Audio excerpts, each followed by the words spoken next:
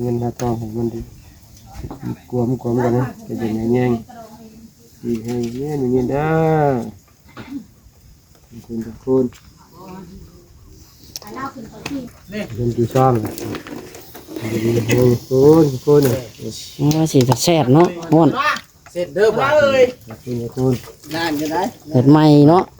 ร้อย เอาเจ้าของเลยอย่าเบิดทางมาเลย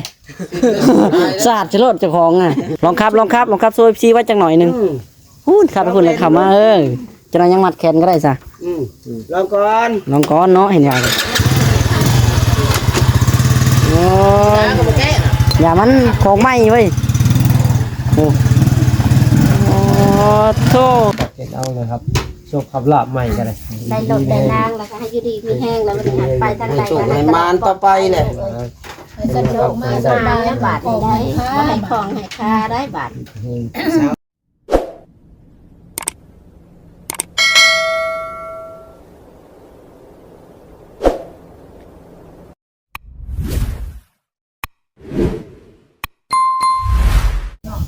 พี่น้องเนาะโดยทักทายเนาะสบายดีเนาะสบายดีและสวัสดีเด้อพ่อแม่พี่น้องเนาะเบิดสู่คู่สู่คนพี่น้องเลยพบพ่อกับท่านน้องหลาอีกคือเก่าคือเดิมเด้อเนาะมื้อนี้เอาพี่น้องเลย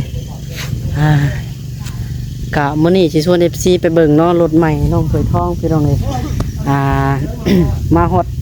นาเรียบร้อยเนาะน้องหลาก็บ่ได้ไปน้ำเพิ่นตอนไปซื้อเนาะเพราะว่าน้องหลาคาดำนาอยู่พี่น้องเนาะดำนาเนาะเลยบ่ได้ไปน้ำเพิ่นพี่น้องสำหรับมื้อนี้พี่น้องเนาะน้องเคยทองเพิ่นมีข่าวดีแต่น้องหลามีข่าวร้ายมาให้ FC เบิ่งพี่น้องเนาะเว้ามาแลเมื่อยพี่น้องท่อเนาะถามสำหรับน้องหลาเองก็ได้เพราะว่าจังได๋พี่น้องเนาะเฮ็ดคลิปกะจังได๋พี่น้องมีปัญหากับทาง YouTube ด้วยเนาะปัญหาในช่องน้องหลาเองพี่น้องจักเป็นจังใดเนาะมันปิดการสร้างรายได้พี่น้องเนาะจักสิแม่นสิได้บ่ได้พี่น้องเนาะตอนนี้ก็น้องหลายังเบิ่งไปก่อนบ่รู้ว่าสิเป็นจังใดเนาะYouTube เรื่อง YouTube น้องหลาก็ได้เนาะจักสิเป็นจังใดพี่น้องเอ้ยบ่มาละเมื่อยเนาะเอาจังใดก็ได้เดี๋ยวไปเบิ่งรถน้องถือทองก่อนพี่น้องถ่ายคลิปกะถ่ายไปซื่อๆเนี่ยเนาะเรื่องรายดอกรายได้ก็บ่ได้แล้วล่ะพี่น้องเนาะบัดนี้ถ่ายคลิปกะถ่ายลงไปซื่อๆเนาะถ่ายเปลืองเน็ตเปลืองหยังแล้วแหละพี่น้องบ่ฮู้คือกันว่ามันเป็นย้อนสาเหตุหยังพี่น้องอยู่ๆก็ติดเนาะมันลงได้เนาะหรือว่าทาง YouTube เพิ่นเฮ็ดอัปเดต YouTube บ่ได้ว่าจังไดพี่น้องเนาะตอนนี้ก็ยังบ่ทันได้เทื่อน้องหลายเองก็ได้พี่น้องเนาะจักเว้ามาแล้วเจ็บหัวพี่น้องป่ะจังไดก็ได้เนาะมันนั้นยังเล่าสู่พี่ฟังอีกพี่น้อง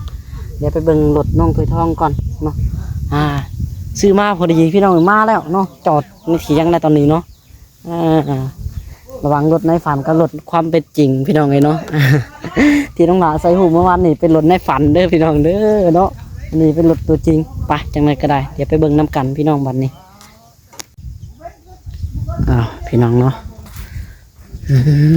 เห็นมาเปิดคลิปอยู่นี่ได้บาทนี่เธอเดี๋ยวไปเบิ่งรถใหม่กันเฮ้ยพี่น้องรถใหม่น้องถอยทองเพิ่น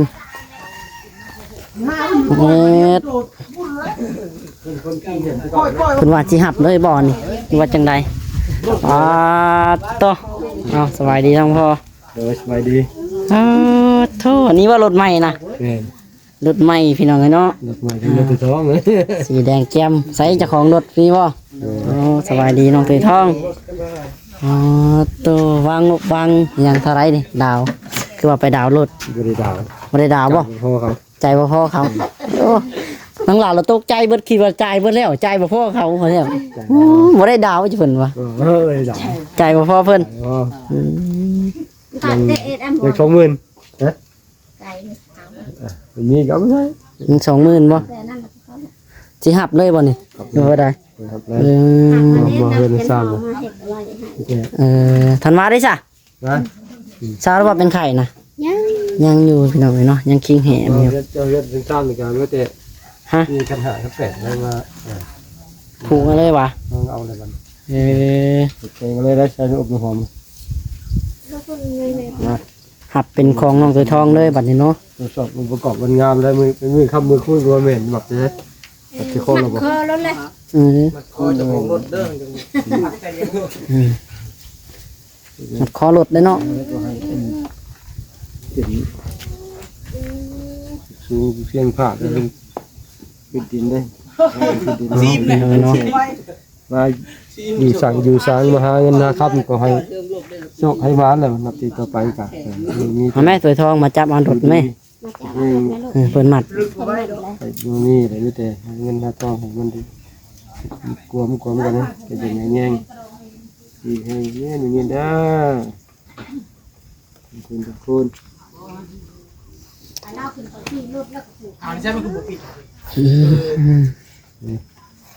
หดบ่บัน มันดีเป็นงานหรือว่าเป็นการมองหดสูงเอาเลยแบบเป็นดีช่างดีคนเนี่ย สิจะแซ่บเนาะฮ้อน เสร็จเด้อบ่เอ้ย คุณ นานจะได้ เปิดใหม่เนาะ ร้อย เอาเจ้าของเลยอย่าเบิดทางมาได้สาดสิโลดเจ้าของอ่ะเบิดทางโลด หลามแกน อ๋อ เด้อเราได้ผ่านแกนยัง แล้วแปะนี่รถน้องตัวทอง งามเนาะ มาและได้ เอาสาวตะปูเลย ใช้ของกาแฟมาโชว์ไหม บ่แล้วขอแปะไว้อยู่ป่าบ่ได้ โอ้ขอไปอยู่พุ่นไปหน่อย หับแล้วไม่หับ ขับแล้วอุ้ยพอแล้ว โอ้ยหับแม่ ได้แล้วชำนาญอ่ะ ไม่พี่น้องเอ้ยรถไม่ เจ้าฮับมันเป็นเจ้าของไหม คิวกุ้มบาดเนาะอยู่ใกล้จะคิวบาดนี่น้องแฟรถไม่เหรอ รถใช้ดีอ่ะ สตาร์ทดูลองเสียงดู เดี๋ยวกับพ่อไปใช้ ลองเสียง แม่เฝ้าได้เฝ้าหน้าก็บ่ได้ดับจังนั้นเดี๋ยวนั่งดับน้ำ น่ะรถไม่เนาะ จะซื้อรถดำน้ำอะไร สตาร์ทแล้วก็ตึ้มมาเลย นั่นเบิ้ล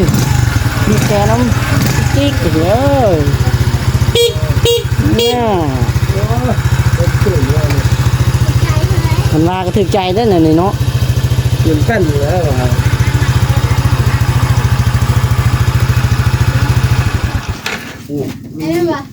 แบบพิธีหับกับบ่ได้ เงินผู้ชาย ยุ่งยากพี่น้องเนาะ ยืนโดด มาใส่โลดวิธีหับ ไม่ได้ฉาดมะพร้าวที่สุด แล้วเด้อก็แล้วเนาะอ่า ยกโคกไปจากบ้านกันเฮาชื่อกันใหม่นี่เฮาบ่บอกไปเฮาสิเล่นมาผู้เดียวเล่นบ่บอกไปแล้วว่าจะกระดิกปลาเข้ามูดอกไปเอาผู้เดียว น้องตัวทองบัดได้หับข่าวดีน้องลาบัดเจอข่าวบุรีแน่พี่น้องเนาะมื้อนี้ บ่ต้องเอาสีเขียวบ่แม่น เรื่อง YouTube นี่แหละบอกเลย เดี๋ยวเป็นยัง ฮะ เป็นยังเนาะไฟก็เป็นทุกช่องเลยมึง เป็นกูคนบ่ ที่คนถามบอกคำเพิ่นเขาว่าโทรศัพท์เพิ่นก็มีมาถามเป็นคือกัน เป็นคือกันบ่ เป็นคือกันทุกช่อง เออ ทุกช่องของคนเลย ใครอยู่ของเพิ่นเป็นน้อยยาของเฮาอันติ หันเปลี่ยนกัน เราฟังมือ มันเขียนคำว่าละเมิดกฎในชุมชนในชุมชนมันเขียนมันเด้งขึ้นมามันติดแดง มันว่าเฮ็ดผิดกฎละเมิดกฎในชุมชนมันบอก ของเจ้าหรือมักง่ายก็ชอบกันลูกชาย อันนี้ก็บ่พอได้ต้องหยังดอกพี่น้องกฎเขาเบิ่งซื่อๆเนาะ ทาง แต่งจะคอแล้วเอ้า ให้อ้ายเพิ่นว่าบ่พอต้องหยังเด้อว่ะเบิ่งไว้ก่อน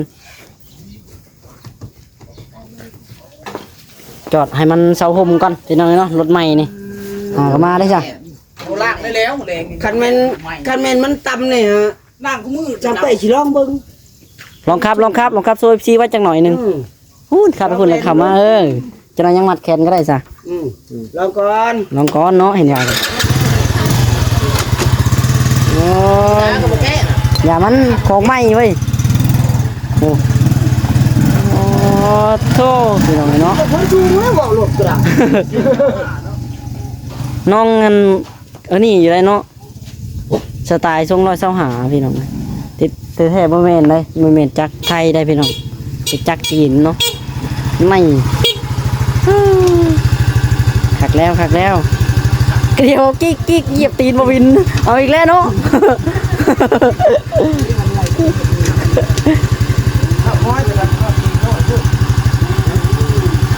นี่ติ่งมันเด้งอ่ะจอด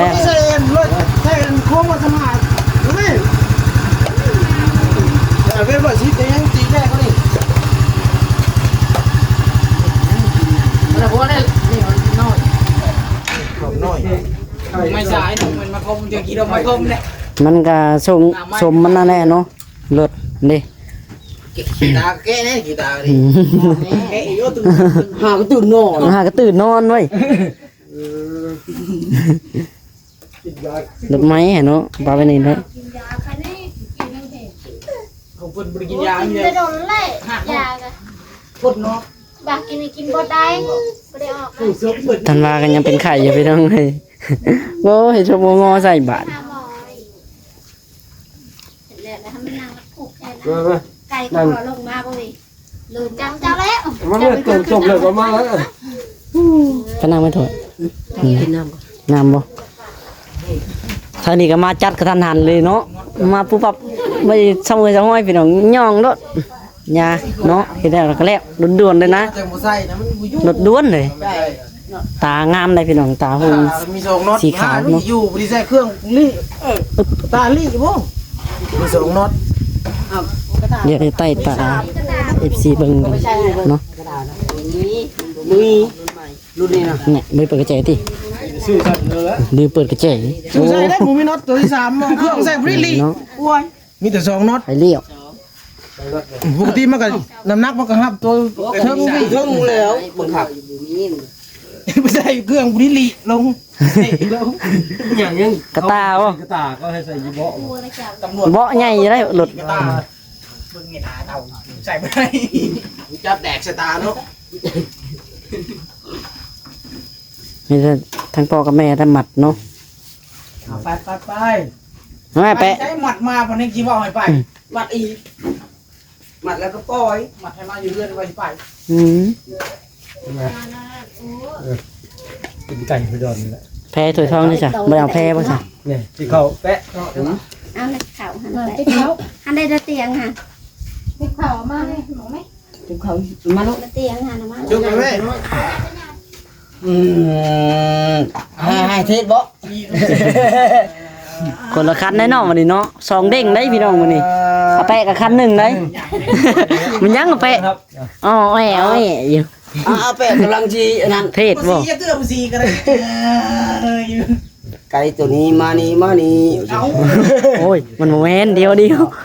โอ้ยผมเป็นหลักตัดเก็นเอาเลยครับโชคขับลาบใหม่กันเลย ได้หลดได้นางแล้วก็ให้อยู่ดีมีแห้งแล้วมันหันไปทางใด จุกให้มานต่อไปเลย สะดวกมาสบายบาทได้บ่ให้ของให้ค่าได้บาท สาวสน้อยคุณดู ให้ผู้สาวสักหน่อยขึ้นรถดูบ่บ่แห้งเนาะ อัดสามอาจีลูกเอ้ย หาผู้สาวหลายๆเนาะ จะจะเอาแล้วเด็กหน่อยเอาผู้ใหญ่บอกได้ตัวนั้นตัวเขาบอกว่านี่ ว่าตัวนี้ก็ของแถมมาจำนวนรู้จัก มันยังไง ลูกได้ดาวโตตกไป บัดเขาจะถูกบัดนี้เขาจะคิดในใจ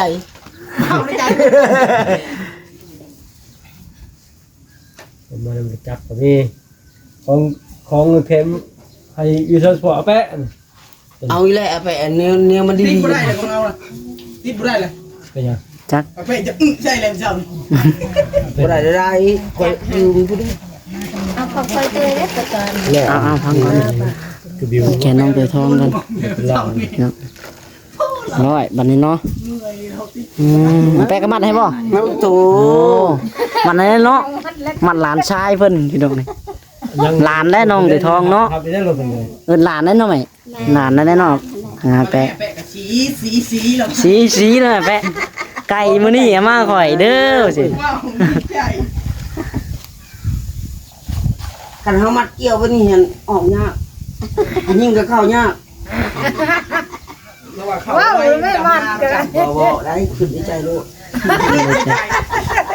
คิดในใจ ในใจ เนาะเนาะ ที่ยาก เอาไก่ไปชั่วบัด เดี๋ยวกินมัน เบิ่งค่ะไป ไผเป็นเบิ่ง เบิ่งอันนั้นถึงในใจเบิ่งหนัง ข่อยสิจะเบิ่งซีนนั่นนะบ่แปะเบิ่งไปเบิ่งมาเลยเนาะ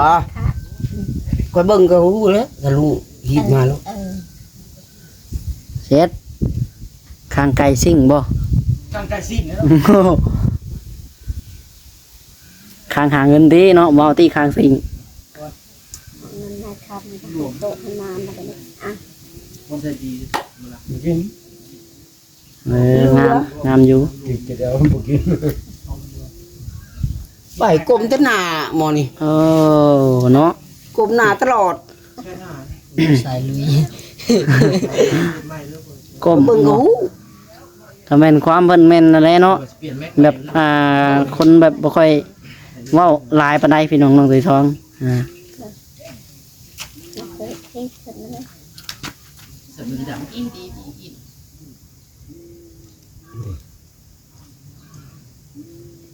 กลมแล้วบัดเงยแล้วมัน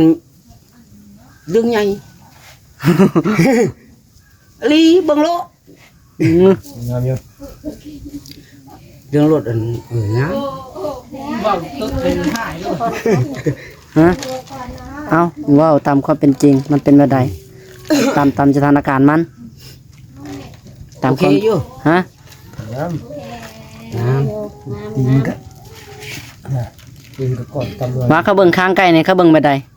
เขาเบิ่งแบบใดจังฮู้จักว่ามันเป็นอะไรนั่นใด โอ้คัน ฮะ แบบขอดอันตอนนี้ครับ บ่ไปคำมันก้มไว้นี่แล้วมันเป็นอะไรจ้ะ อันนี้นะยังกลมหน้าแต่ว่า เวลานั้นโอเคอยู่ อืม โอเค เวลาเอานั่นน่ะ พังความอยู่เนาะพังความกับว่ากลมหนาเนาะ แม่น พังความพ่อแม่อยู่ซะพังความอยู่จ้ะพี่น้อง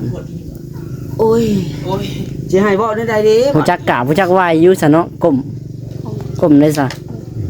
คันซื้อตะจึกไปแล้วเอามึงเอาบัดนี้เนาะมันได้รถได้เนาะจักขี้โตแข่งก็ใช้บ่ไป นี่มัน บ่ไป มันบ่ เออพังความพ่อแม่อยู่จ้ะก้ม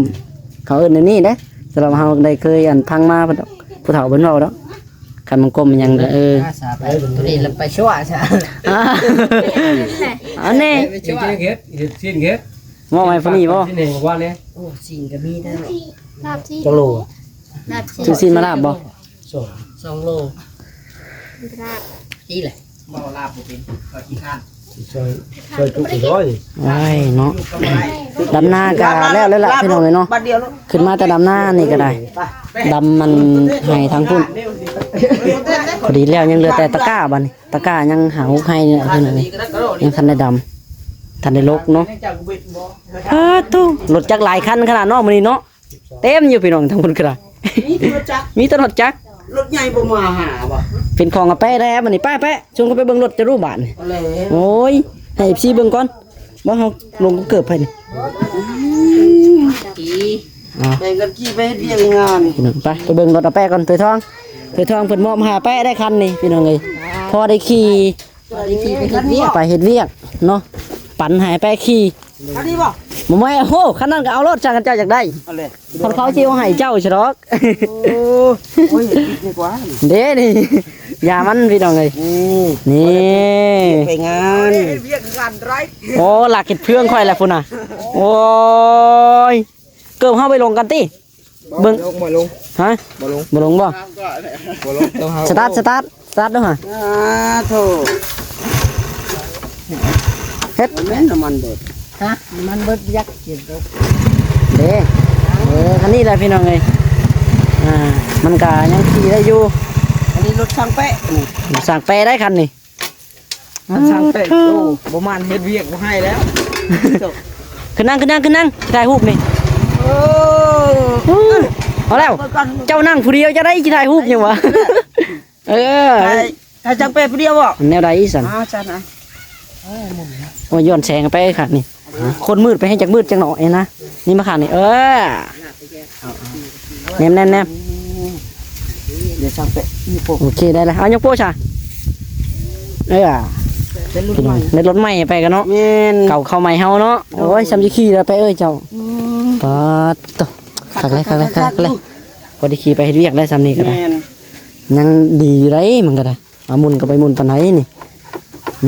อยากติงจังหน่อยสมมันเก่าอะไรมันก็หลายปีแล้วยังไม่ได้ล่างเลยนี่คันล่างนี่ก็ไหม้แล้วนี่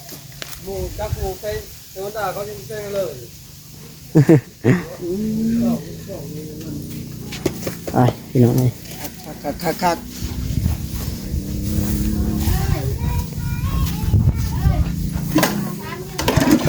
จักกระจักตายอยู่ดูหน้าเมื่อกี้นี่พี่น้องบ่ติด ยิงได้เป็น นึงว่าประมาณครึ่งเหรอประมาณครึ่งประมาณซึ่งกับตัวนั้นน่ะน้ำมันติดร้านที่ตื่นที่นี่ก็ตื่นมาก็ว่าจะเฉลย ว่าบ่ให้บ่อยู่ดีอยู่เนาะทางนี้ก็ได้เป็นไข่อยู่พี่น้อง เสียงกูเทียนกูเทียนเพิ่นกูเทียน ผู้เทียน เป็นยังก็เทียนปล่อยตัวเบิ่งนะ ลองแล้วบ่ ลองก็แล้ว เออ ดึงเฮ็ดเลย มีแต่กระบิ้วมันนั่นแหละ เป็นเสียงจาอยู่บ่ กระบิวเขาเทียนน่ะมันหันของปล่อยตัวมันลองเลย เดี๋ยวเอาเป็นเปเสือเนาะ ผมไปจับเฮ็ดเลยประกันยากกับไป ทางน้องรันเป็นพี่น้องเป็นน่าจะดำนาเนาะนั่นนะท่านว่าเอ้ยเจะเห็นยังฮะบักหลาเป็นไข่โบบอกเอฟซีไว้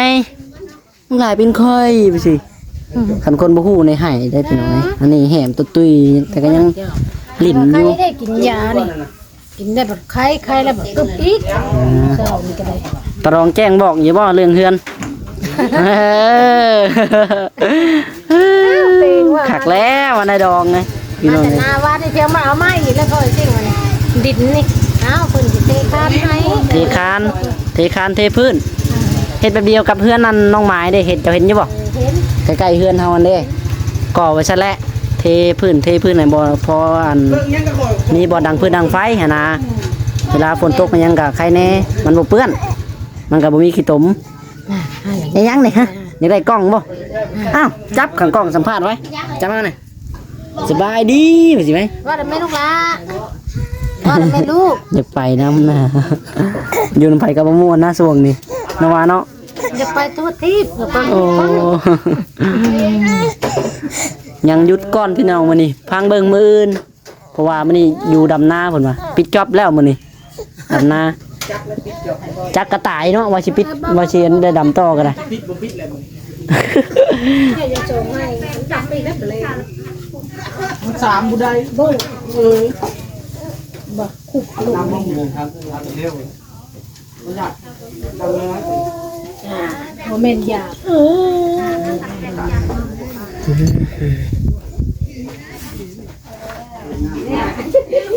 รถใหม่เนาะล้างกระคักได้ถือทองเลยเสร็จพี่น้องเอ้ย หลังแล้วมันแรง 30,000พี่น้องเนาะ35,000ดาวเนาะลงไป11,000 แม่น ผ่อนเพิ่นพี่น้อง11,000ยังเหลือ20,000หาเงินผ่อนเนาะเพิ่นได้ผ่อนเดือนเท่าไหร่พอเดือนละ 3,000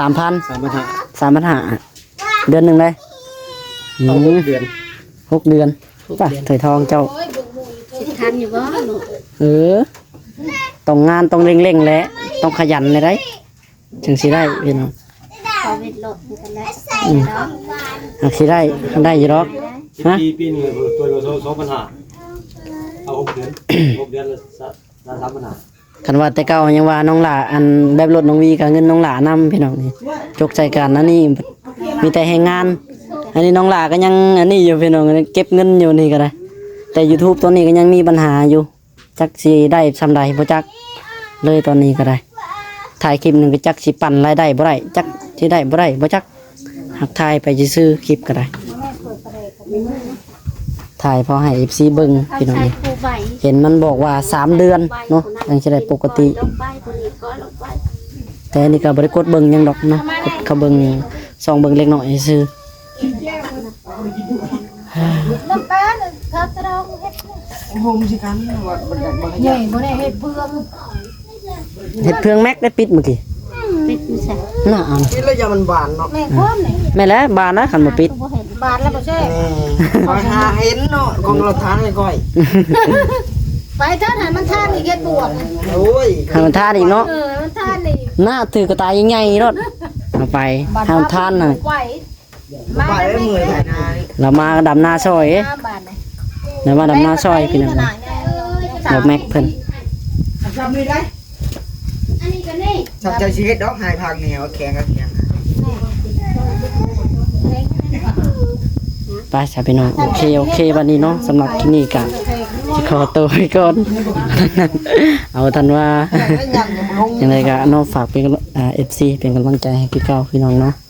เนาะจังไดกันเนาะสบายดีน้องตัวทองพี่น้องเอ้ยสบายดีทั้งแม่น้ำเนาะ โอ้ยสบายดี พี่น้องเนาะบ๊ายบายบัดนี้